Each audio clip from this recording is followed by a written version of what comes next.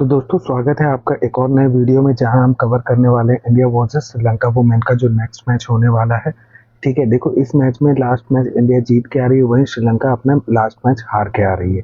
यहाँ देखो venue stats की बात करेंगे तो ये जो मैच है ये दुबई इंटरनेशनल क्रिकेट स्टेडियम में होने वाला है। लेकिन यहाँ जो पिच रिपोर्ट दी गई है ये गलत दी गई है। इसको आप देख के अगर टीम बनाओगे तो मैं आपको गारंटी देता हूँ आप हारोगे। देखो यहाँ पे एक्चुअल में हुआ क्या है, किया गया है कि पिच जो है बैलेंस्ड है, ठीक है, लेकिन एवरेज स्कोर यहाँ पे कितना बता रहा है कि एवरेज स्कोर जो यहाँ पे रहेगा वो रहेगा करीबन 110 का। तो ये कहीं भी सूट नहीं होता है, पिच बैलेंस नहीं है, यहाँ पे बॉलर्स को सपोर्ट मिलता है। ठीक है, ये आपको मान के चलना है कि यहाँ पे बॉलर्स को सपोर्ट मिलता है। हाँ, हर बैट्समैन से आपको 10 से 20 रन या फिर कोई भी अगर एक अच्छा बैट्समैन होगा, जैसे लास्ट मैच यहाँ पे साउथ अफ्रीका का हुआ था तो उनके ओपनर्स ने ही मैच को पूरा निकाल दिया था, लेकिन वहाँ पे वेस्ट इंडीज थी तो जो कि वीक टीम अभी के टाइम पे मैं कंसिडर कर रहा हूँ, तो उसको हम लेके चल रहे हैं। ठीक है, तो यहाँ पे जो एवरेज स्कोर बनेगा वो 110 से 120 का आपको एवरेज स्कोर बनता हुआ दिख जाएगा। लेकिन ये पिच जो है मोस्टली बॉलर्स को फेवर करती है, लेकिन किस टाइप के बॉलर्स को फेवर करती है मैं आपको वो बता देता हूँ। देखो सबसे पहले यहाँ पे जो बॉलर्स को फेवर करते हो वो है मीडियम पेसर, ठीक है, उसके बाद आपके आ जाते हैं लेग ब्रेक और ऑर्थोडॉक्स। ये दो टाइप के बॉलर्स हैं जो यहाँ पे ये पिच पे सपोर्ट करता है और यहाँ पे विकेट्स लेके जाते हैं। तो हमें इन दो टाइप के बॉलर्स को टीम में रखना है। देखो अगर आप वीडियो पूरा देखोगे तो ही मतलब है, अगर आपको वीडियो छोड़ना है सिर्फ टीम देखना है तो आप वीडियो यहीं छोड़ दो, आप किसी और यूट्यूबर का वीडियो देख सकते हो जो कि आपको हेल्प कर दे।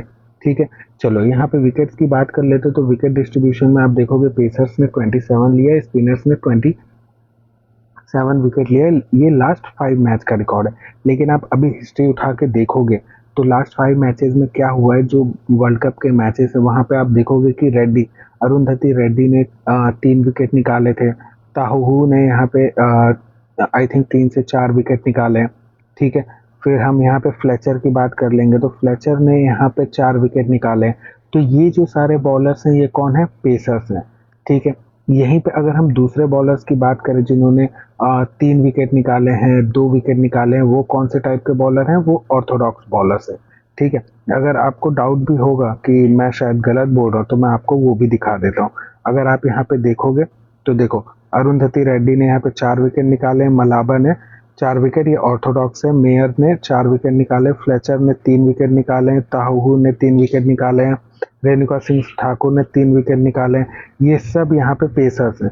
अब यहाँ पे ऑर्थोडॉक्स बॉलर आ जाते हैं जिन्होंने 2-2 विकेट निकाले हैं यहाँ पे, और अगेन पेसर यहाँ आ जाती है फातिमा सना जिन्होंने 2 विकेट निकाले हैं। ठीक है, तो हमें ये ध्यान रखना है कि यहाँ पे कौन से बॉलर्स फेवरेट होंगे, हमारे पास पेसर्स प्लस ऑर्थोडॉक्स जो बॉलर होंगे वो हमारे फेवरेट बॉलर्स बन जाएंगे यहाँ पे। ठीक है, अगर हम लास्ट हेड टू हेड की बात करें तो 8 मैचेस में से 6 इंडिया ने जीते हैं और 2 मैचेस जो है वो श्रीलंका ने निकाले हैं। देखो एशिया कप के फाइनल में जो गेम हुआ ना, वो गेम थोड़ा अलग हो गया, लेकिन मैच तो वो वैसे भी इंडिया को जीतना था, पर पता नहीं शायद श्रीलंका ने मैच जीत लिया क्योंकि वो होस्टिंग कंट्री थी तो माइट भी उनको उन्हें जिताना था, बट मुझे तो लगता है कि इंडिया डिजर्व करती थी एशिया कप। ठीक है, ये हो गई हमारी ये बात है। अब इसके बेसिस पे हम बनाएंगे टीम, तो चलो अब फटाफट से हम टीम बना लेते हैं। तो देखो विकेट कीपिंग सेक्शन से हमारे पास क्या आ जाती है, ऋचा घोष आ जाती है, ए संजीवनी आ जाती है, यस्तिका भाटिया, उमा छेत्री और निथियांगाना मुझे नहीं लगता खेलेंगे। तो यहाँ से केवल अपन ऋचा घोष को लेके जाएंगे क्योंकि ए संजीवनी का जो रिकॉर्ड है वो इंडिया के अगेंस्ट में अच्छा रिकॉर्ड नहीं है, तो इसलिए हम इनको ड्रॉप करके जाएंगे। ठीक है, सेम वही अगर स्मृति मंधाना की बात करूँ, स्मृति मंधाना का रिकॉर्ड इंडिया के श्रीलंका के अगेंस्ट में बहुत अच्छा है, ऑसम रिकॉर्ड है इनका श्रीलंका के अगेंस्ट में, तो हम इनको ड्रॉप करके नहीं जाएंगे। एशिया कप में भी देखोगे तो स्मृति मंधाना ने 60 स्कोर किया था और उससे पहले के मैचेस उठाओगे तो आपको इनका average on an average 30 above मिल जाएगा, तो स्मृति मंधाना यहाँ पे इंपॉर्टेंट हो जाती है। हरमनप्रीत कौर लास्ट मैच में इस पिच पे वो 44 करके आ रही है। ठीक है, लास्ट मैच में इस पिच पे 44 करके आ रही है। ठीक है, लेकिन यहाँ पे प्रॉब्लम ये है कि हरमनप्रीत कौर का हेड टू हेड जो रिकॉर्ड है वो उतना अच्छा नहीं है, तो इसलिए मैं अभी हरमनप्रीत कौर को लेके नहीं जाऊंगा। देखो एनडी डी सिल्वा, हरमनप्रीत कौर और एनडी डी सिल्वा, नीलाक्षी डी सिल्वा, ये दोनों प्लेयर ऐसे जिनको आप ग्रैंड लीग में ट्राई करना विथ रोटेशन। अगर आप शेफाली को ड्रॉप करते हो तो आप हरमनप्रीत कौर को सेलेक्ट कर सकते हो, तो आपको ये रोटेशन करके सेलेक्ट करना पड़ेगा। तो यहाँ से मैं इन दोनों को नहीं लेके जाऊंगा, मैं यहाँ से रॉड्रिगेज को लेके जाऊंगा। देखो शेफाली वर्मा का स्टैट्स अच्छे हैं, फॉर्म में भी प्लेयर है। माइट भी ऐसा होगा कि अगर इंडिया सेकंड बैटिंग करने आए तो शेफाली वर्मा और स्मृति मंधाना ये दोनों ही मिलके इस मैच को चेज कर जाएं, 50 to 70% चेज करके ये दे देंगे। लेकिन यहाँ पे मैं अभी, अगर इंडिया सेकंड बैटिंग करती है तो मैं शेफाली वर्मा को टीम में रखूंगा, अदरवाइज मैं ड्रॉप करके चलूंगा। ठीक है, यहाँ पे देखो हर्षिता का स्टैट्स इंडिया के अगेंस्ट में अच्छा नहीं है, बट रिसेंट परफॉर्मेंस भी उतना ठीक नहीं चल रहा है, इसलिए मैं इनको भी ड्रॉप करके चलूंगा। यहाँ से अगर हम गुना रत्ने की बात करेंगे तो प्लेयर बहुत अच्छी है, नो डाउट। सिलेक्शन परसेंटेज भी 7% ही है, क्योंकि इंडिया के अगेंस्ट में भी परफॉर्मेंस अच्छा नहीं है और रिसेंट भी इनका परफॉर्मेंस ठीक ठाक नहीं चल रहा है। हसनी परेरा का भी कुछ ठीक ठाक परफॉर्मेंस नहीं चल रहा है, तो आप इनको ड्रॉप करके चल सकते हो। तो यहाँ पे बात करेंगे हेमलता और एस सजना का, तो ये देखो अगर एस सजना अगर नेक्स्ट मैच भी खेलती है तो मुझे नहीं लगता कि इतना इंपॉर्टेंट होगी, क्योंकि बैटिंग में बहुत नीचे आएंगी और बॉलिंग भी नहीं करती है, तो हम इनको ड्रॉप करके चल सकते हैं। बट मुझे जो लगता है कि इस मैच में एस सजना की जगह एस सजना को हटा के यहाँ पे राधा यादव को मौका दिया जाएगा, क्योंकि राधा यादव एक ऑर्थोडॉक्स टाइप की बॉलर है। ठीक है, तो ऑर्थोडॉक्स बॉलर यहाँ पे काफी अच्छा परफॉर्म करते हुए दिखते हैं, तो यहाँ पे एस सजना मुझे लगता है कि नहीं खेलेगी। तो यहाँ से बैटिंग सेक्शन से हम 2 प्लेयर लेके जाएंगे, स्मृति मंदाना और जेमिमा रॉड्रिगेज, क्योंकि जेमिमा रॉड्रिगेज जो है माइट भी हरमनप्रीत कौर से पहले बैटिंग करने भी आ जाएंगी। एज पर द लाइनअप अगर हम देखेंगे तो फर्स्ट डाउन जेमिमा और रॉड्रिगेज आती हैं, देन उनके बाद अपने पास हरमनप्रीत कौर आती है। ठीक है, अब बात कर लेते हैं हम ऑलराउंडर सेक्शन से। ऑलराउंडर सेक्शन से देखो चुमारी अट्टापट्टू फिक्स प्लेयर हो जाती है। ठीक है, लेकिन इनका बॉलिंग स्टाइल आप देखोगे तो क्या है, ऑफ ब्रेक है। ठीक है, ऑफ ब्रेक बॉलिंग है, और अगर चमारी अट्टापट्टू का हेड टू हेड बोलें तो बैटिंग में अराउंड 40 का एवरेज रखती है इंडिया के अगेंस्ट में। ठीक है, 40 का एवरेज है, बट विकेट जो है, विकेट टेकिंग एबिलिटी, विकेट्स अगर देखोगे तो बहुत कम विकेट निकाले इंडिया के अगेंस्ट में।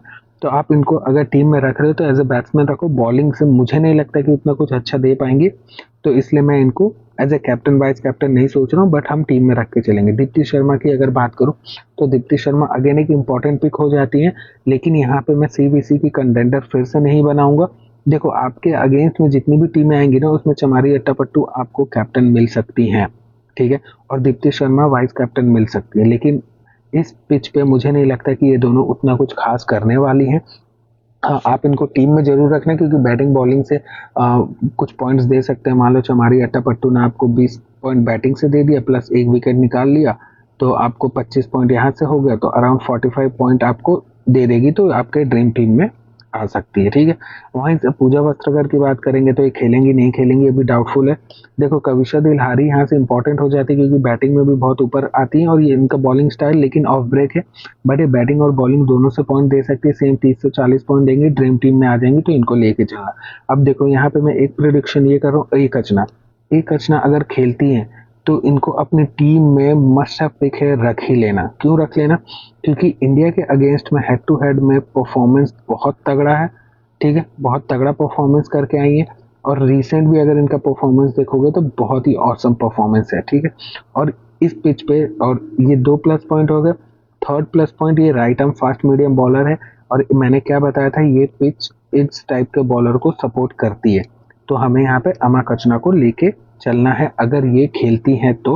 और मैं माइट भी उस सिनेरियो में कविशा दिलहारी को ड्रॉप करके अमा कचना को सिर्फ लेके भी जा सकता हूँ। बाकी जो 3 प्लेयर हैं, तनुजा कंवर, पी मिश्रा और आर आनंद सिंह बिष्ट, ये मुझे नहीं लगता खेलेंगे, तो ये इतने इंपॉर्टेंट भी नहीं रहते हैं। अब चलो बॉलिंग से बात कर लेते हैं। देखो बॉलिंग से प्रबोधनी बहुत इंपॉर्टेंट प्लेयर हो जाती है। क्यों, क्योंकि यहाँ पे पेसर्स को सपोर्ट है, और ये इनिशियल 2 ओवर और लास्ट में ऑर्डर करके 1 से 2 विकेट लेके जा सकती है, तो इंपॉर्टेंट हो जाती है। Renuka Singh Thakur must have pick होनी चाहिए, क्योंकि आप, मुझे लगता है अगर इंडिया फर्स्ट बॉलिंग करेगी, ठीक है, तो वहाँ पे रेणुका सिंह ठाकुर आपको 2 से 3 विकेट लेती दिख जाएगी, तो ये आपके सीवीसी की भी कंटेंडर हो जाएगी।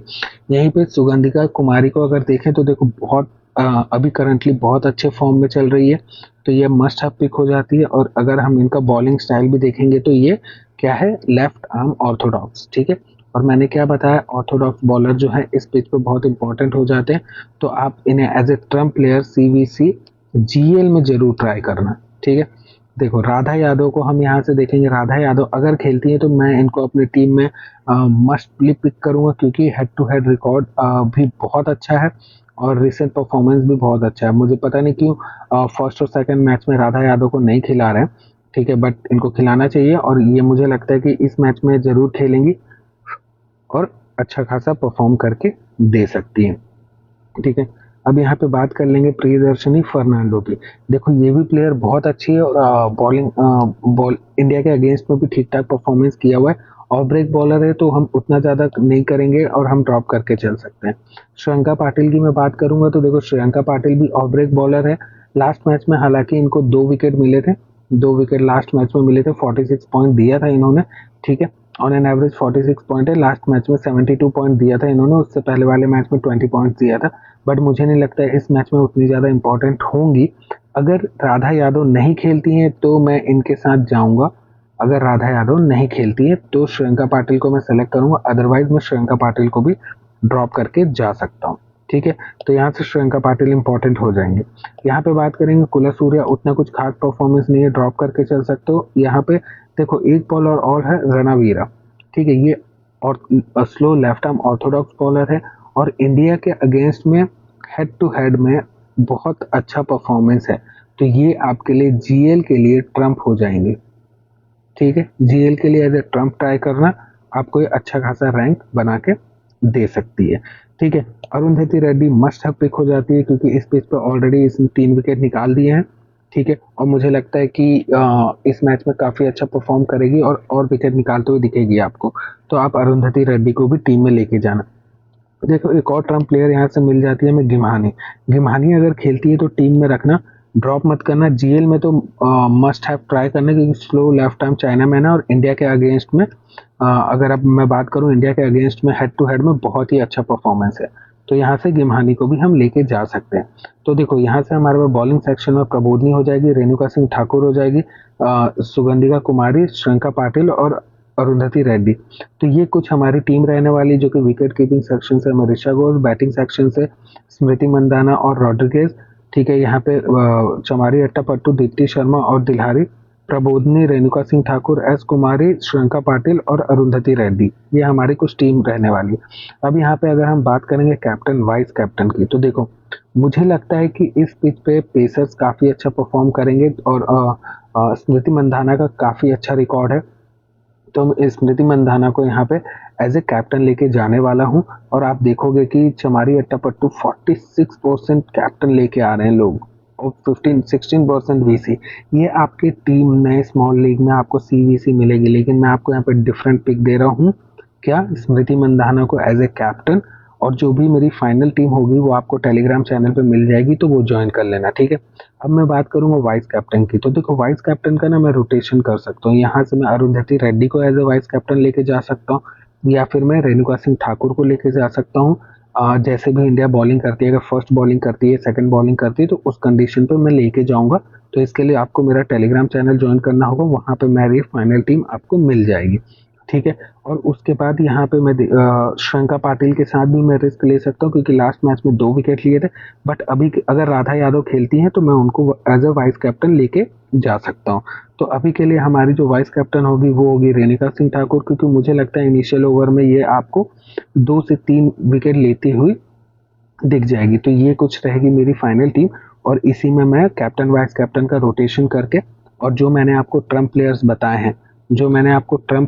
हैं, मैं उन्हीं के साथ रोटेशन करके जीएल में अपनी टीम डालने वाला हूँ। तो फटाफट से आप मेरा टेलीग्राम चैनल ज्वाइन कर लो, वहाँ से आपको फाइनल टीम मेरी मिल जाएगी। चलो मिलते हैं नेक्स्ट मैच में, और टेलीग्राम में फाइनल टीम के लिए जुड़ जाना यार।